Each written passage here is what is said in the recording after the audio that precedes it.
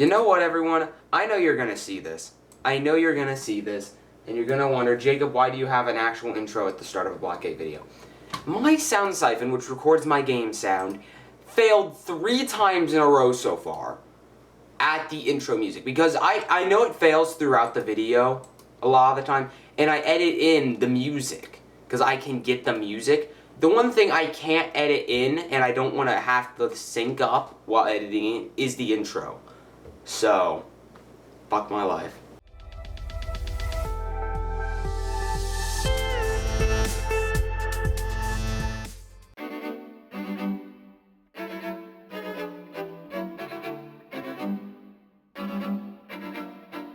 Hello everyone, my name is Cosmic5, and welcome to the 3rd time I'm trying to introduce the next episode of Blackgate. This time it didn't fail. Not kidding you, this is the 3rd time. You saw it in the intro. This is the 3rd time Sound Siphon Record failed 3 times in a row. 1 at the beginning and 2 times during the intro. And it's triggering me. But today we are going to have a shorter episode of Blackgate because I have to edit and upload this tonight, and I also have band tonight. So it's going to be pretty hard, but I can pull it off. So there's that. There's also the fact that in Blackgate we are at the construction worker stage. So in the next episode of Blackgate, not this one, the next one, you guys will realize I'm in a different area as well. That's because I am in Cincy, since here, my dad is going on a fishing trip, so he's dropping me off at my mom's work house in Cincy, where she works from Mondays to Fridays and then comes back. Maybe this is just a crazy town, I don't know. So, that's happening, and let's get into it, because I have to get this recorded. So, we ended off where? Are we actually on the 2nd page? I did not even do that with repeat, okay. Alright. I wake up this night, whatever, with a minor headache. That kind of headache that just gnaws at your temple and you can't easily ignore. Or you can easily ignore. I yawn and stretch for sleep for my body. I open the door and head to the bathroom. I turn on the shower and wait to get warm, then I step in. Letting the water flow on me, it feels refreshing. The warmth and the steam get rid of my headache. So this is my routine now. It means only a few days, nights, whatever, but still I'm starting to settle.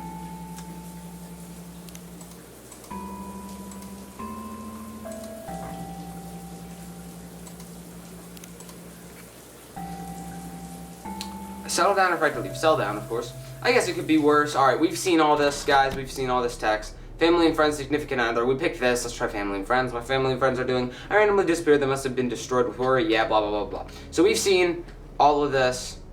Yeah, we've seen all this. Now we gotta get to the construction site.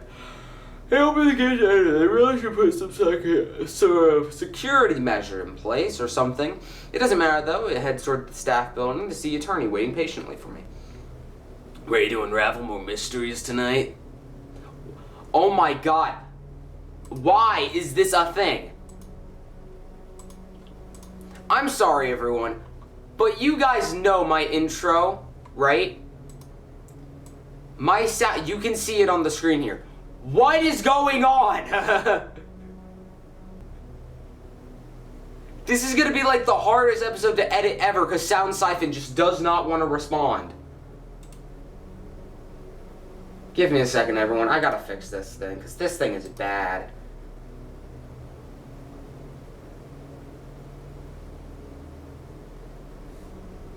Thank you for trying Sound Siphon. Whatever. Record.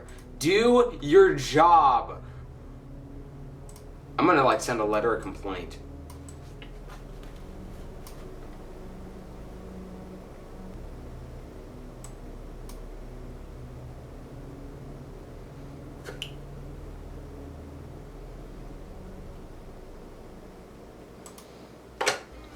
Finally. If it will help you with the town, of course. How very selfless. The town won't do you any favors. I suggest you do it for me and yourself. Alright. That's cynical. It's the truth. Trust me. I have no reason to trust him. He's been right about everything so far, but this place can't be that bad. It is a scary town, but I can see some good. We head towards the locker room. I find my locker as attorney gets to his. Speaking of seeing some good in town, he certainly is an interesting monster. He barely cares if I look. No. I'm not that person. I stay facing my locker address. What other mysteries are there? Besides the obvious Cystentialists? I don't know.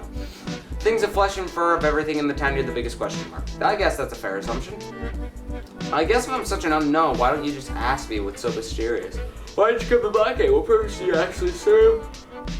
I thought it's too early in the morning.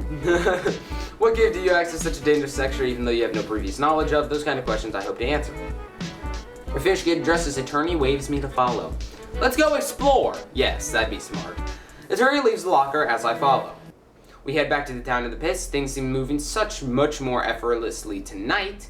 I don't know if that's good or bad. I'm sick of the stomach to what we might find this time. Nothing good is going to come from these expeditions. We'll just find more questions. Questions I can share with someone knowledgeable. At least I have that going for me. You might be going to figure something out, find a way out, but the cold hits as I bundle up a cage, rattles its way down. We reach level N and we hop off. Still as dangerous as ever, I don't like it. We go down to the same hall of stone, move quietly, and we don't speak at all. I nod towards the direction we did not take. Who knows what we'll find there? I hope it's just a dead end so we can back up. My wish starts to come true when the cave ceiling lowers and lowers as we move forward. I want to turn back when I see Attorney getting his hands on his knees. I mean, it isn't that difficult for me, but his frame is much larger. He starts to move backwards. I have to as well. We move back so we can get around each other. It's a tight fit. Attorney says in a hindered voice, "Go first." Is it safe? I don't know. One way to find out, right? Very true. I shrug and move my way through. The worst part is I don't know what's ahead of me. Spelunking isn't that bad, really. After the bend, the cave system opens back up again. I shine my flashlight through the black hole. I hear Eternal shuffle his way. I can just make out the tip of the flashlight as he holds it in his mouth. He struggles at the bend. It takes him a moment, but he makes it. He breathes heavily and inspects the small passage. We continue on. I'm taking the lead. I'm more useful than I give myself credit for. My height, weight, and agility are much better than Attorney. He's got strength and size going for him, though. It figures we'd come to a sudden drop-off. I illuminate the dark drop as it goes down pretty far. Well, I think it goes down pretty far. But what I know from experience is that a drop looks further than it actually is. I slide off the ledge and hang, then I let go. The drop makes me feel weightless for a second before I hit the hard stone and I land as softly as I can, which is not that graceful. I look at Attorney preparing to do the same. Attorney hangs off the ledge and lands next to me. His tail smacks my thighs. He relays his balance. It's a high jump for him to get back up. I would have to climb. Something tells me I'll have to run back through here. Okay, so we're going to be running from something very soon. This is my anxiety talking, but I make note of every nook and cranny. Thankfully, the cave opens up to a massive subterranean room. The ceiling is roughly 100 feet up, and it's pretty wide. Oh, that's pretty cool. We shine our lights in different directions, looking at a sign of anything obvious, like a building, or rubble, or something out of place. Attorney takes the right side of the opening as I proceed with the left. I look at the stone. It has a ripple power of disturbed water. I shine my light into the stone and see a piece of wood stuck, suspended like a piece of art. I continue on and see a book and quill on the wall. It's like a museum of the lost, yet something as delicate as a feather is still in perfect shape. I think some more distance. I press the flashlight against the stone. It illuminates the dark. I see debris of house floating carelessly. A slab of earth and road with purple knives of grass is off in the distance. I continue with my flashlight up against the wall. Suddenly, it's a very dense part of the rock. I presume as it gets very dark suddenly, I continue looking for anything what I might see freezes me in place. I'm looking right at an E-shard. Oh, that's great. I slowly look up and see it's like a blob shape nearly reaches the ceiling. It isn't moving just yet. I gently take a step back and turn my light to it where Attorney can see it. He turns his eyes, go wide as he sees what I see. I shine my flashlight back at it. The light makes contact with the eye, with an eye that was not there a moment ago. An eye that is dripping and oozing its form. However, the iris contract. It reacts to the light. For a strange moment, I see a hand form try to push its way out like it's trapped. But it stops. As part of its changing matte black flesh and ichor. I hear Attorney yell. I don't know what he yells, but it echoes out and I start to stumble backwards. As if my feet are bricks, the hand makes a fist and reaches back as if it were to punch the rock wall. It's then I start to run. Out the stone it bursts like the rock we were water. Yeah. The stone is liquid and behaves like a disturbed pump for a couple seconds before returning to hardened stone. The shard leaves an explosion pattern now stuck in the wall as it slithers across the clay floor. It's a large blob of blackish ink which has no immediate form but constantly changing. Obscene sights and sounds emanate from the constant evolution of form. I don't get a very good look at it. I just run. I turn to see a vomiting waterfall of black that defies gravity and travels and bends back up to its original spot. At least it's a mouth. Then it's a tentacle. We make our way towards the tunnel. The sharp staples doesn't limit its mobility getting through to us. Running through the tunnel is a nightmare. The hard turns, the rough stone, and uneven footing are a recipe for the disaster. I don't plan on tripping, however. My speed is less than stellar. I think I fell too far behind Attorney, as it's just dark tunnels before me. Thankfully, I'm wrong. I made it to Attorney as he makes sure I catch up. I can't speak. I'm sorry. It's early. We make it to the ledge as we jumped from earlier. Great. Attorney jumps and grabs onto the ledge. He pulls himself over the obstacle. I'm left at the bottom. I try to climb. My height and hands betray me. There's nothing to grab onto. It's like there's a ladder. It's not like there's a ladder or anything easy for me to get up. I hear the thing slooshing towards me, and I look up to see Attorney reaching down. His clawed hand, beastly invitation for survival. Do I need to explain? I don't hesitate and jump for my life. The same grabs my wrist as he nearly breaks my forearm as he pulls me up with ease. I'm literally thrown up and forward like a slingshot. I hit the ground running as I yell back. What about that crawl space? I have an idea.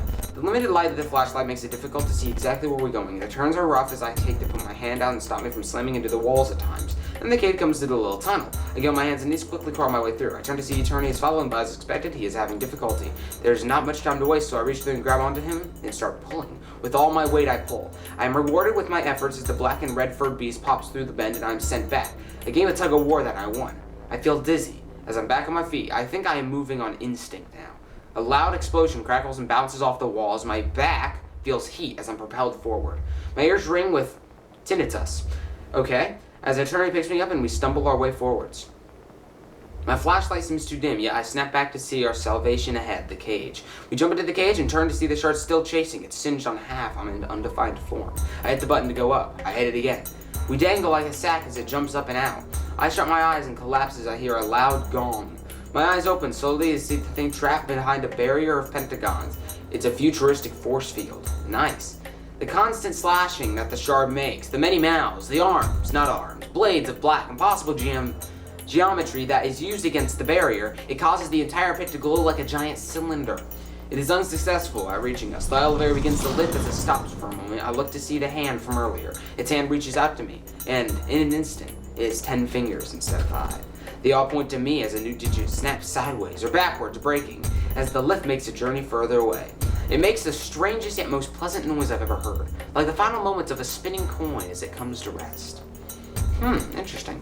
I'm allowed to catch my breath and I feel sweat dripping down my face like a waterfall. I pant and my head is throbbing. I swipe the sweat from my face and I look at the hand, it's red. I touch my head and feel the warmth of my blood trickling from a gash. Oh, that's fantastic. You're cut. I noticed! Attorney tries to help, but he isn't sure what to do. He tried to squeeze the wound closed, but it hurt. I take off my jacket and press it to the wound. Let me do it. Not so hard. I can't see Attorney's face, but I feel him shaking. His claws quiver while applying pressure.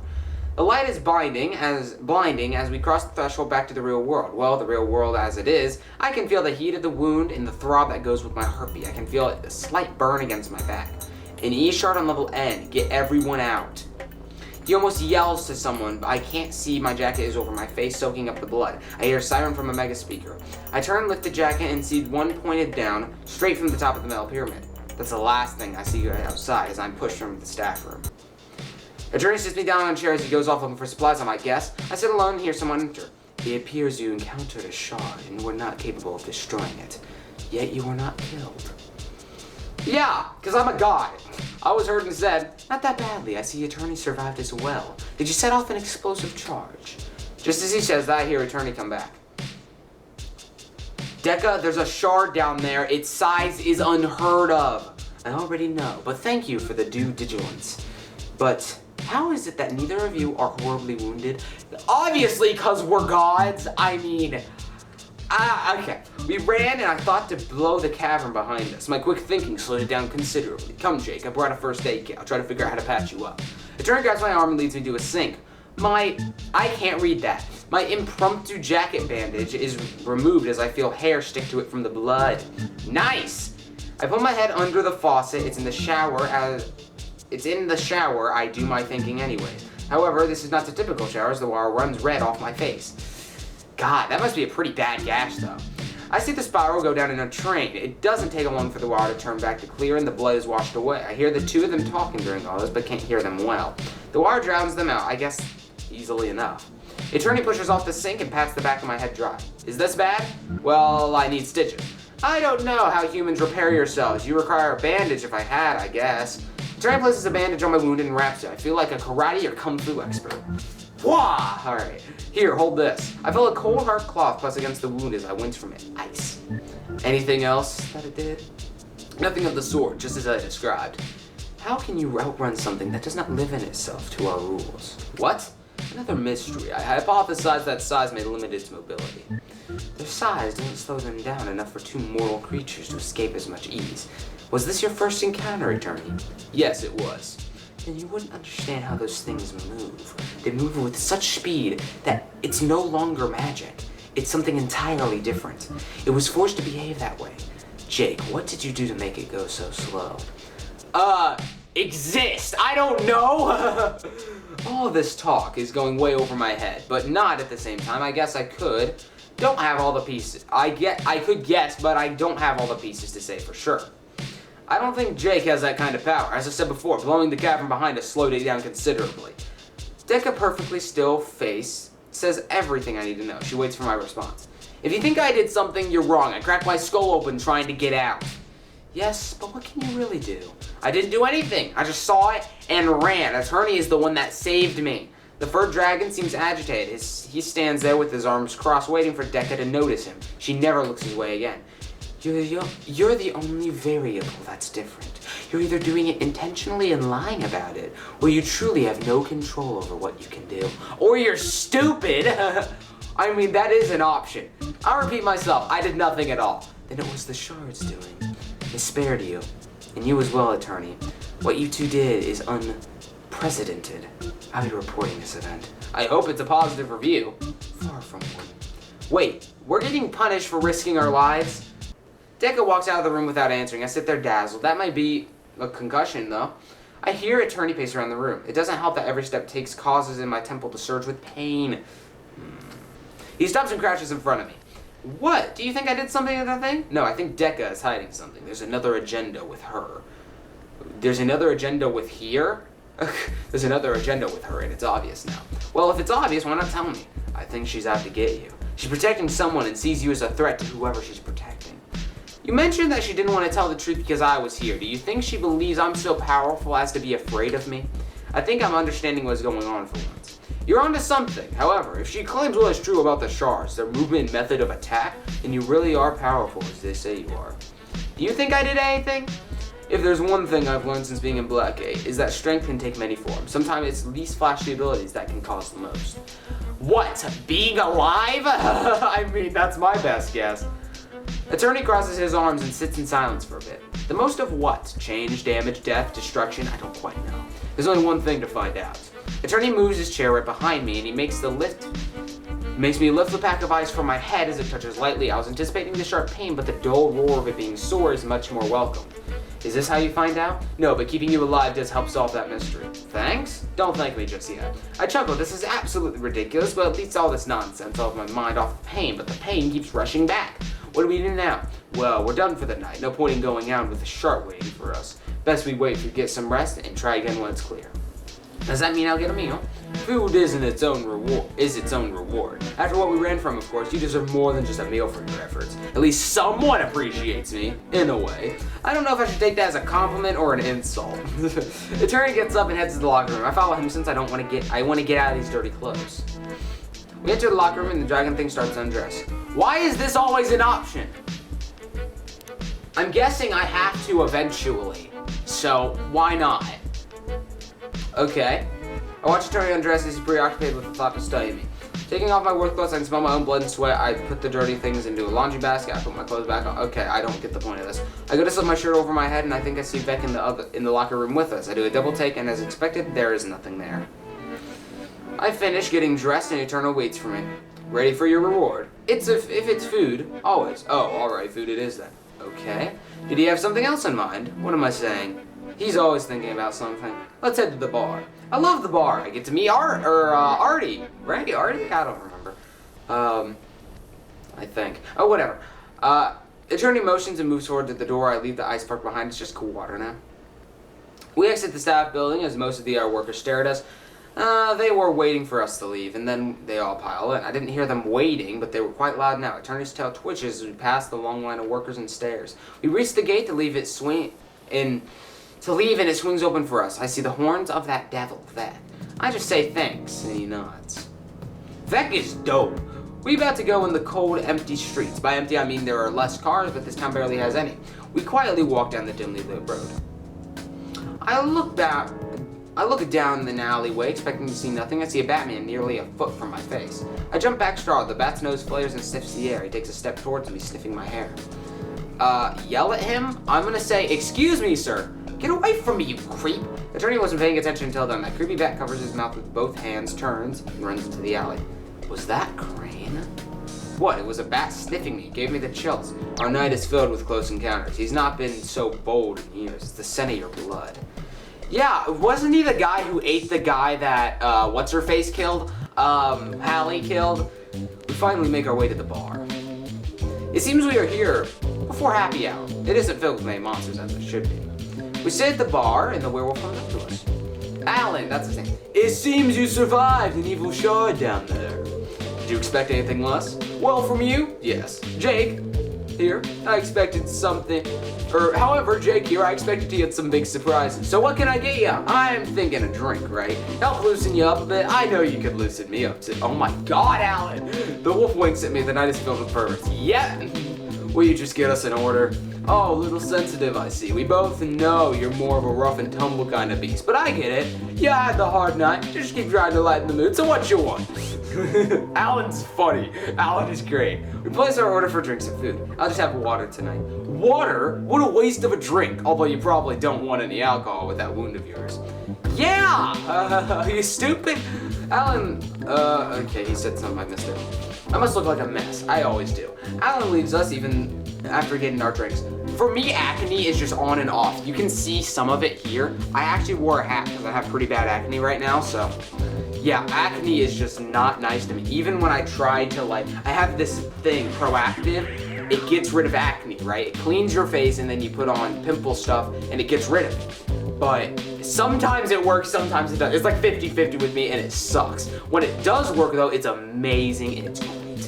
We sit in silence for a bit, unwinding from what we had to face. I actually don't feel all that disturbed by it. Maybe that's why we are being quiet. Maybe it still has to hit us that we nearly died. Maybe the attorney just doesn't have an answer for it. Maybe he's finally stumped with no real guess. Maybe he thinks I'm a big piece of a puzzle. Maybe he thinks I'm just as a big piece of the puzzle as he thinks. Maybe we are ants running down an anthill trying to get squashed by a giant tentacle monster. Or maybe I have a concussion and it's better not to think so much. Probably. Alan comes back with our food and we eat. The wolfman just drinks his meal, it seems. After a long silence, Alan speaks as he finishes his drink, but before he gets another one. Are you two in cahoots? Does that mean you're knocking boots? Really? No. What? No. No. Is this more like specimen study thing? That could get kinda kinky, don't you think? Well, yes, but no. So you're saying there is a chance? Listen, he isn't interested. Now you're speaking for him. Jay can talk on his own. It's not like his mouth is full. Yet. Boy! Alan winks at me. You don't understand. He might have more to do with this place than either of us know. That might be true, but you shouldn't treat Jake like he's less than you. That's not what I'm doing. Yes you are, subconsciously? I don't think he knows how to think. Yeah, that. All I'm saying is you gotta listen to someone else's ideas. I can tell these things. I've been around the block a few times. More than a few times, yeah, many times. True, you just gotta remember to listen to others. It might save your life down the road. The big bad wolf shifts. Why is it the big bad wolf? Shifts his weight and stares right at me. I'm drinking my water as our eyes meet. I sure would like to listen to you. Listen to you grunt out as you fuck. The attorney interrupts. Okay, enough with the perverse language. Jake has a run-in with a creepy bat on the way here. Jake has had a run-in with a creepy bat on the way here. Alan ponders for a moment. You mean Crane? I don't know much about him other than he likes to drink blood like I like to drink vodka. That must be a lot of blood. Alan chuckles. Oh, alcoholism. You're so funny. Coming out of your shell now. It has been a rough night. I'd gladly be an accessory for you to wear. Who knows what kind of great things could come of it. There are some issues before that price of the ticket to ride. Right, attorney? I hope you take my ticket and use that tool of yours to punch a nice bit. Attorney puts his hand on my shoulder, grabbing it just gently. I get your point. What point? I just want some action. All right, Mr. Dragon from the inside of the mountain. You just need to realize that you can have your cake and eat it too. This is the funniest game in the world. I love this game. Alright, I'm back. Sorry everybody, it took me a minute. Alan walks away and the attorney holds onto my shoulder. He turns to me and I kind of just eye him sideways. Working at the bar would probably be better for my health in the pit. I never expected to take advice from the wolf. Oh, how mighty the fallen. What do you mean? Nothing, come on, let's just get you to that cabin of yours. Why are you all the way out here there anyways? I have no idea. The attorney just gets up after finishing his drink and leaves behind a tip. I do the same as we leave the now crowded bar. We get along the street heading towards home. It is pretty quiet between us, so I speak up and ask something. What are you was this town? How long have you been here? What do you think of me? That's a good question.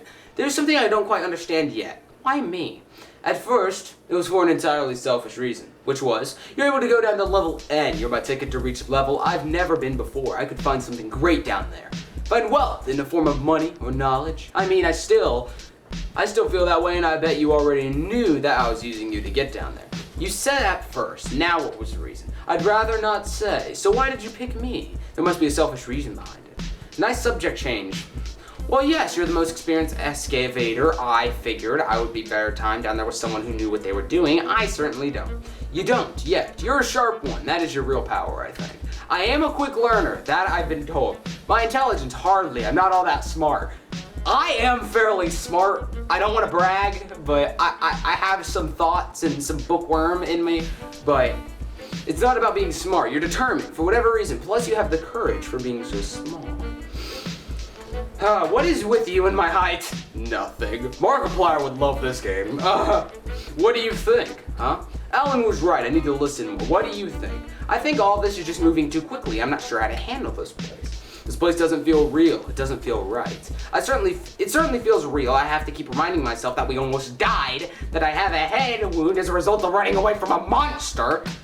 You and me both. That's another thing altogether. Don't take this the wrong way, but I am agreeing with a furry alligator dragon monster. My life is very bizarre now.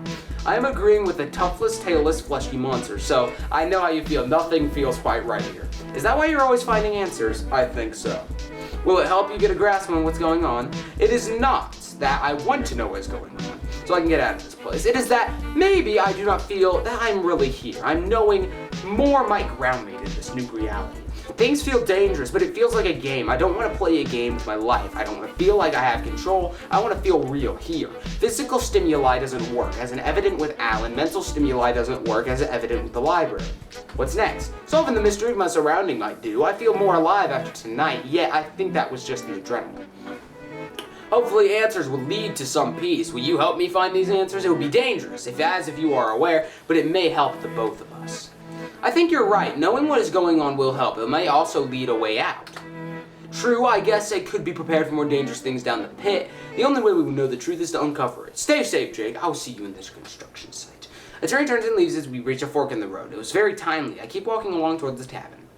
I find my way home easy now. Thinking about the way home, there's a dark trail again. I know something's gonna happen in this trail. I just know it. I turn my phone to a flashlight. Yes, we know.